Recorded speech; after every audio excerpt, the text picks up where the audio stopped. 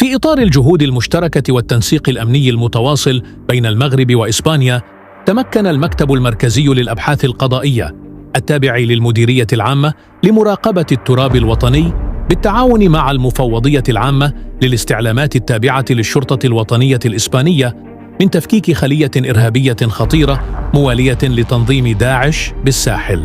تتكون هذه الخلية من 9 عناصر إرهابية، 3 منهم ينشطون في تطوان والفنيدق، بينما يتوزع الباقون بين مدريد وإيبيزا وسبتة.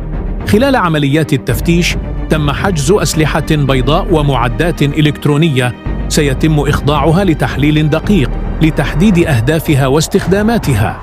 التحقيقات الأولية كشفت عن مخططات خطيرة كانت تعمل عليها هذه الخلية.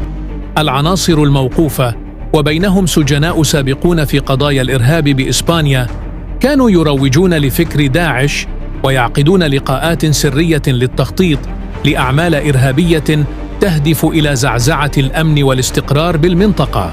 وتم وضع الأشخاص الموقوفين بتطوان والفنيدق تحت تدابير الحراسة النظرية تحت إشراف النيابة العامة المختصة المكلفة بقضايا الإرهاب والتطرف، وذلك للوقوف على ارتباطاتهم الداخلية والخارجية، وكذا تحديد مستوى تورطهم في إطار المشاريع الإرهابية المخطط لها من طرف أعضاء هذه الخلية.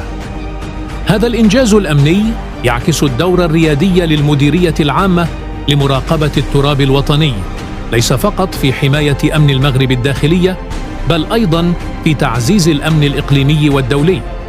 فمن خلال تعاون وثيق مع الشركاء الدوليين، أصبحت الأجهزة الأمنية المغربية نموذجاً يحتذى به في مكافحة الإرهاب.